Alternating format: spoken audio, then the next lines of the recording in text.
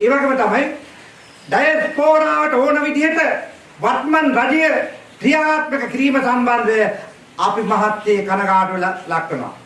ජන සංහාරයක් කොහෙද සිද්ධ වුනේ?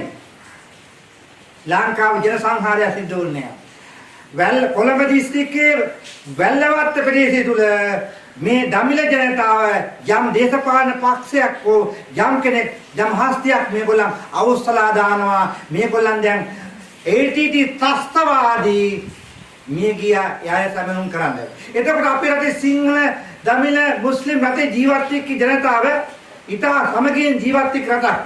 අපේ සිංහල කොල්ලෝ අමුවේ ATT ත්‍රස්තවාදී විදි මරුවා.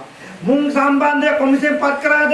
නෑ. නමුත් මෙරට විනාශ කරන ත්‍රස්තවාදී වෙස්නක් ඇති කරපො ATT ත්‍රස්තවාදී ඩයස්පෝරාවට ඕන විදිහට වැඩ කරන්න දැන් මේ වත්මන් රජය දීලා තියෙනවා. බලන්න මුලතියු කිලිනොච්චියේ හැමත යාපනයේ හැමතැනම මේ රට විනාශ කරන්න ආපු ත්‍රස්තවාදීන් සැමදුම් කරන්න ඉඩ දීලා තියෙනවා. වත්මන් රජයේ කොමේ සේනාධිනායකයා ගරු සේනාධිනායක අනුර කුමාර දිසානායක මැතිතුමනි කරුණාකරලා මේවා නතර කරන්න කියන්නේ. ඔබතුමා සේනාධිනායක ඔබතුමාට අසීමිත බලයක් සිංහලයෝ දුන්නේ රට ත්‍රස්තවාදීන්ට ආපසු ත්‍රස්තවාදයක් ගේන්න නෙමෙයි ත්‍රස්තවාදී විසින් ඈඩ් කළා මේ සමගිය ඇති කරන්න.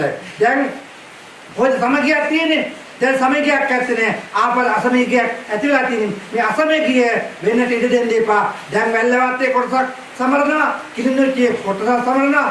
කොටස සමරනවා යාපනේ මොකක්ද මේ තාත්තේ? ඇයි මෙහෙම කරන්නේ?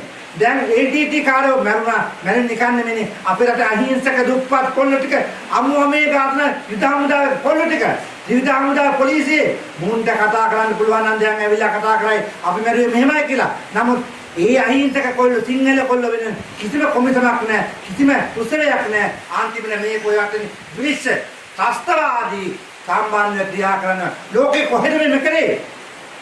මම අහන්න කැමති ලෝකයේ කොහෙද මේව ත්‍රස්තවාදී සම්බන්ධ සමරුම් කරේ? දැන් කැනඩාවෙන් පැන්නුවා ඒ අගම ඒ නගරාධිපතිලා ජන සංහාරයක් වෙලා තියෙනවා නම් තොපි ලංකාවට ඵලයව කියලා. එහෙම නායකයෝ අපේ රටේ කොහෙද ඉන්නේ? එකෙක්වත් නැහැ. හිටපුන් යන්න දුන්නා. සිංහලයේ දැන් කල්පනා කරපියව දැන් තොපිට ඔක්කොම සැපද කියලා. එදා තමුන්නාලගේ වටිනා ඡන්දයේ ජනසත පෙරමුණ ටැක්ටරේ දුන්නා නම් රට මෙහෙම අගාධයට යන්නේ. IMF එකේ සල්ලි ටික තියෙනකම් තොපිට පඩි දෙන්න පුළුවන්, කන්න දෙන්න පුළුවන්, ඔක්කොම දෙන්න පුළුවන්. IMF එකේ සල්ලි ගෙවන්න ගත්තට පස්සේ ආපස්සට ඩයස්පෝරාව ළඟට මේගොල්ලන් ගිහලා අනේ මල්ලියේ දීපල්ලා රට උඹලා දෙන්නම් කියලා ගිවිසුමක්වත් තියනවාද?